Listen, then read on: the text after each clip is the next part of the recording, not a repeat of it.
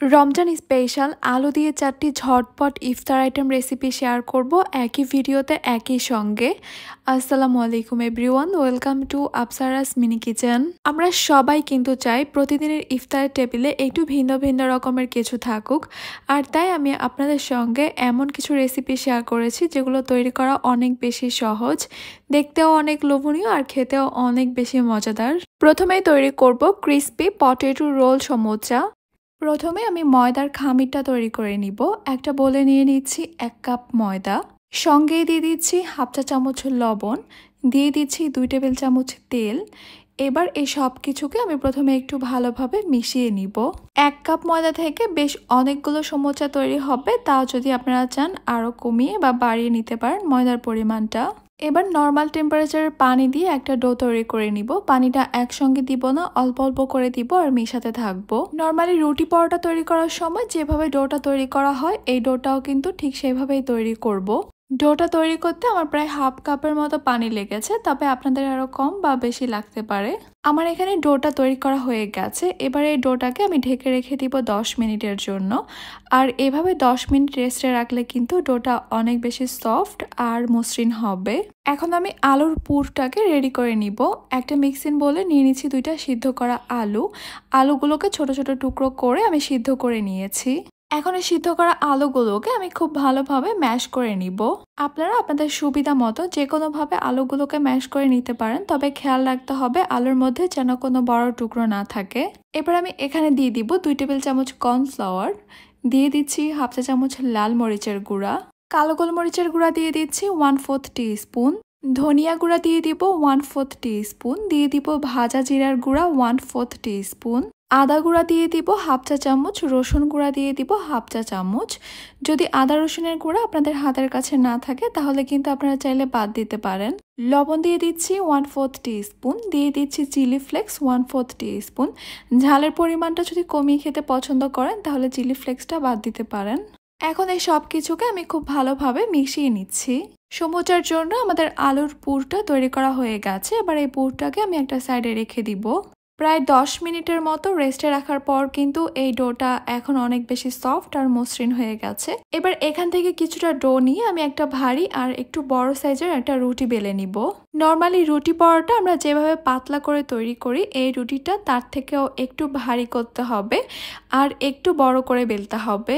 রুটিটা বেলা হয়ে গেলে আমি রুটির ঠিক মাঝখানে একটা ছোট বাটি বসিয়ে দিব। বাটিটার চারপাশে আমি আলুর পুরটাকে ছড়িয়ে দিব। খুব বেশি ভারী করে আলুর পুরটা দেওয়া যাবে না, চেষ্টা করবেন পাতলা একটা লেয়ার করে দিতে। চারপাশে খুব ভালোভাবে আলুর পুরের লেয়ারটা ছড়িয়ে দেওয়ার পর মাঝখানের বাটিটা আমি তুলে নিব। এবার এই রুটিটাকে আমি 15 থেকে 16 ভাগে কেটে নিব। আপনারা ঠিক যেভাবে দেখতে পেলেন সেভাবেই কেটে নিতে হবে। এরপর মাঝখানে যে খালি জায়গাটা দেখতে পাচ্ছেন, এখানে আমি সামান্য পানি লাগিয়ে নিব। এতে করে আমাদের সমোচাগুলো রোল করার পর রোলটা খুলে যাবে না। আর দেখতেই তো পাচ্ছেন রোলগুলো ঠিক কিভাবে করে নিয়েছি। একদমই সহজ একটা ব্যাপার, একটু খেয়াল করলে আপনারা বুঝতে পারবেন। এইভাবেই বাকি সবগুলো রোল তৈরি করে নেওয়ার পর আমি এগুলোকে ভাজতে চলে যাব। চুলা একটা প্যানে পরিমাণ মতো তেল নিয়েছি। তেলটা কিছুটা গরম হয়ে আসলে আমি অনেকগুলো করে রোল একসঙ্গে দিয়ে দিব। একসঙ্গে বেশ অনেকগুলো করে রোল ভেজে নেওয়া যাবে। চুলার হিটটাকে হাই মিডিয়ামের মাঝামাঝি রেখে এগুলোকে পছন্দ মতো কালার আসা পর্যন্ত ভেজে নিতে হবে। বাস তৈরি হয়ে গেল আমাদের পটেটো রোল সমোচা। একদমই সহজ একটা রেসিপি, আর এই মুচমুচে সমোচাগুলো খেতে কিন্তু অনেক বেশি মজা হয়েছে। এখন তৈরি করব আমি ক্রিসপি পটেটো বাইটস। প্রথমে আমি একটা প্যানে নিয়ে নিচ্ছি 1 টেবিল চামচ তেল। তেলটা হালকা গরম হয়ে আসলে এখানে দিয়ে দিব হাফ চা চামচ আস্ত জিরা, দিয়ে দিচ্ছি হাফ চা চামচের সরিষা, আমি এখানে কালো সরিষা নিয়েছি।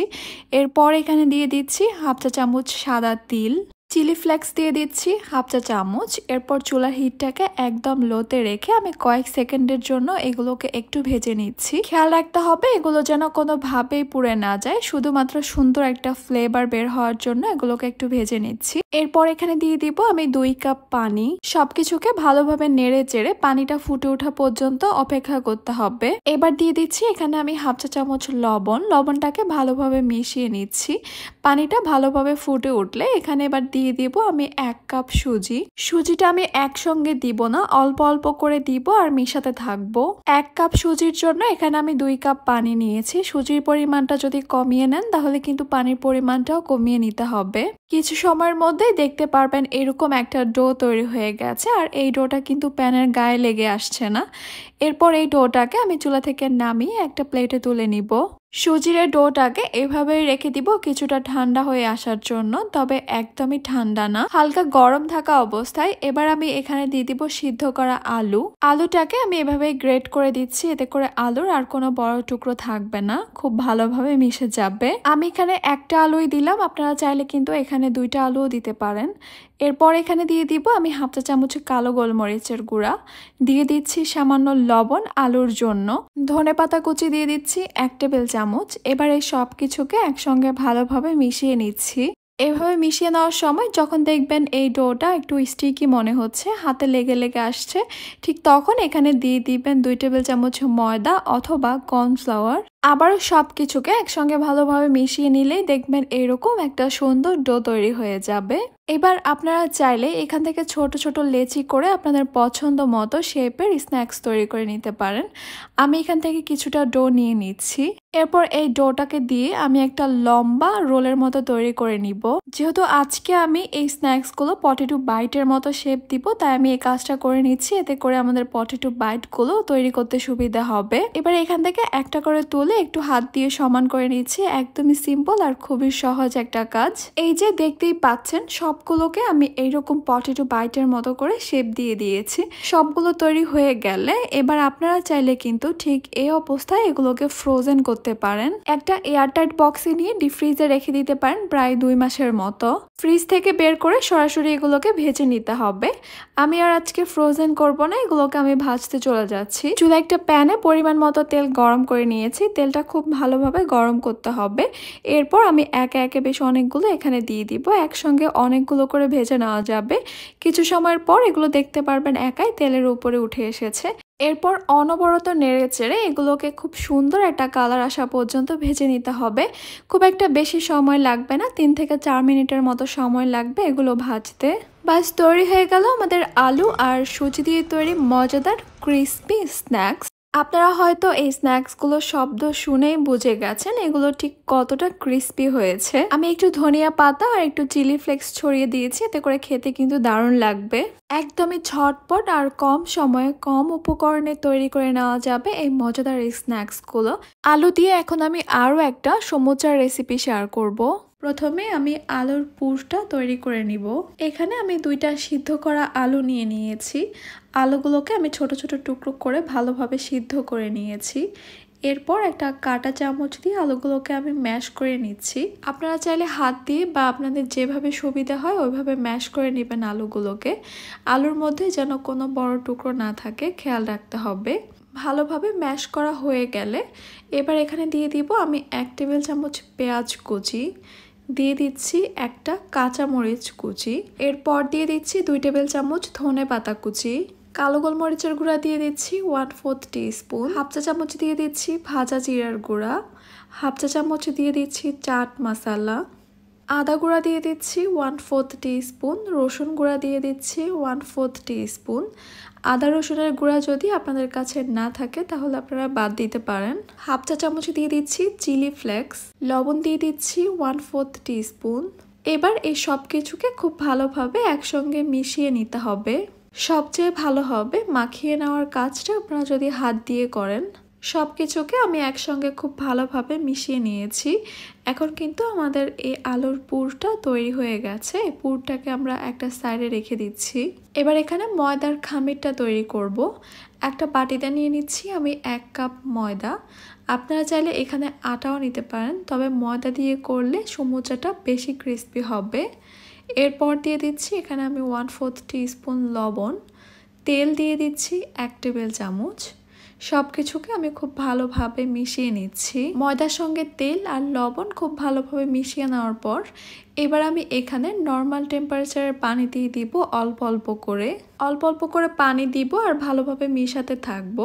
নর্মালি রুটি পরোটা তৈরি করার সময় আমরা ঠিক ডোটা যেভাবে তৈরি করি এই ডোটাও কিন্তু সেম সেভাবেই তৈরি করতে হবে। পানির পরিমাণটা আপনাদেরকে একটু আন্দাজ মতো দিতে হবে। আমার এখানে 1 কাপ ময়দার জন্য হাফ কাপের মতো পানি লেগেছে। ডোটা তৈরি করা হয়ে গেলে এবার আমি এই ডোটা দিয়ে একটা রুটি বেলে নিব। সামান্য ময়দা ছিটিয়ে একটু ভারী করে একটা রুটি বেলে নিতে হবে, তবে অনেক বেশি ভারী না। দেখতেই পাচ্ছেন আমি এখানে বেশ বড় করে একটা রুটি বেলে নিয়েছি। এবার রুটির থিকনেসটা আপনাদেরকে একটু দেখিয়ে দিচ্ছি। দেখতে পাচ্ছেন রুটিটা কিন্তু পাতলা না, আবার অনেক বেশি ভারীও না, ঠিক এরকম করে বেলে নিয়েছি আমি। এবার তৈরি করে রাখা আলুর পুরটাকে এই রুটির উপরে আমি খুব ভালোভাবে স্প্রেড করে দিব চারপাশে। চাইলে আলুর এই পুরের লেয়ারটাকে পাতলা করে দিতে পারেন আপনারা, তবে আমি একটু ভারী করে দিয়েছি, এতে করে সমোসাটা খেতে বেশি ভালো লাগবে। এবার এই রুটিটাকে আমি চিকন চিকন করে কেটে নিব। আমি এই একটা রুটিকে 6 ভাগে কেটে নিয়েছি, এতে করে একটা রুটি থেকে আমাদের 6টা সমোসা তৈরি হবে। চাইলে আপনারা আরও চিকন করে কেটে 8টা সমোসা তৈরি করতে পারেন। কেটে নেওয়ার পর একটা সাইড থেকে আমি একটা লেয়ারকে গোল গোল ভাবে ঘুরিয়ে নিচ্ছি। গোল গোল ভাবে ঘুরিয়ে নেওয়ার কারণে এখানে একটা রোলের মতো তৈরি হয়েছে। এরপর হাত দিয়ে হালকাভাবে প্রেস করলেই কিন্তু এটা আবার চ্যাপটা হয়ে যাবে। একদমই সহজ একটা ব্যাপার, আপনারা একটু খেয়াল করলে বুঝতে পারবেন আমি কাজটা ঠিক কিভাবে করেছি। ঠিক এইভাবেই আমি বাকি সমোসাগুলোকেও বানিয়ে নিচ্ছি। এরপর চলে যাচ্ছি আমি এগুলোকে ভাজতে। চুলায় আমি পরিমাণ মতো তেল বসিয়ে দিয়েছি। তেলটা যখন হালকা গরম হবে তখন আমি একে একে সমোসাগুলোকে দিয়ে দিব। অতিরিক্ত গরম তেলে এই সমোসাগুলোকে দেওয়া যাবে না। অতিরিক্ত গরম তেল হলে আমাদের আলুর পুরগুলো কিন্তু পুড়ে যাবে, সমোসাটা ক্রিস্পি হবে না। তাই কম গরম তেলে এগুলোকে দিতে হবে। শুরুতে চুলার হিটটাকে লো মিডিয়ামের মাঝামাঝি রাখতে হবে। পটেটো রোল সমোসাগুলোকে আমাদের একটু সময় নিয়ে ভাজতে হবে। আমার এগুলো ভাজতে প্রায় 8 থেকে 10 মিনিটের মতো সময় লেগেছে। একটু সময় নিয়ে না ভাজলে উপর থেকে কিন্তু অতটা ক্রিস্পি হবে না। ইফতারের টেবিলকে অনেক বেশি লোভনীয় আর ইউনিক করবে এই পটেটো রোল সমোসাগুলো। দেখতেই পাচ্ছেন উপরটা অনেক বেশি ক্রিস্পি আর ভিতরটা হয়েছে আলুর পুরে ভরা। ছোট থেকে বড় সবাই কিন্তু পটেটো রোল সমোসাগুলো অনেক বেশি পছন্দ করে খাবে। এখন তৈরি করব ডিম ছাড়া আলু দিয়ে মিনি মোগলাই। প্রথমে একটা মিক্সিং বোলে আমি নিয়ে নিব 1 কাপ ময়দা, সঙ্গে দিয়ে দিচ্ছি 1/4 টিস্পুন লবণ। এরপর দিয়ে দিব এখানে 2 টেবিল চামচ তেল। তেলের পরিমাণটা একটু বেশি দিলাম, এতে করে মোগলাইগুলো উপর থেকে অনেক বেশি ক্রিস্পি হবে। এবার ময়দার সঙ্গে এগুলোকে ভালোভাবে মিশিয়ে নিচ্ছি। একটু সময় নিয়ে ভালোভাবে মিশাতে হবে যেন ময়দার সঙ্গে লবণ আর তেলটা খুব ভালোভাবে মিশে যায়। ভালোভাবে মিশে যাওয়ার পর এবার আমি এখানে নর্মাল টেম্পারেচারে পানি দিয়ে দিব অল্প অল্প করে। এই ডোটা একটু শক্ত করে তৈরি করতে হবে, তাই অল্প অল্প করে পানি দিব আর মিশাতে থাকবো। নর্মালি রুটি পরোটা তৈরি করার সময় আমরা ডোটা যেরকম সফট করে তৈরি করি এই ডোটা আর একটু টাইট করে তৈরি করতে হবে। অনেকটা সিঙ্গারার ডোয়ের মতো করে এই ডোটা তৈরি করে নিব। 1 কাপ ময়দার জন্য আমি এখানে হাফ কাপ পানি নিয়েছি। আপনাদের পানির পরিমাণটা আরো কম বেশি লাগতে পারে। এখানে আমার ডোটা তৈরি করা হয়ে গেছে। এবার আমি একটা ঢাকনা দিয়ে ঢেকে রেখে দিব 10 মিনিটের জন্য। এরই মধ্যে আমি ভিতরের জন্য আলুর পুরটা তৈরি করে নিব। আমি একটা বাটিতে নিয়ে নিচ্ছি 2টা সিদ্ধ করা আলুগুলোকে আমি ভালোভাবে সিদ্ধ করে নিয়ে এরপর ম্যাশ করে নিয়েছি। এবার আমি এখানে দিয়ে দিব 2 টেবিল চামচ পেঁয়াজ কুচি, দিয়ে দিচ্ছি 2টা কাঁচা মরিচ কুচি। এরপর এখানে দিয়ে দিব 2 টেবিল চামচ ধনে পাতা কুচি।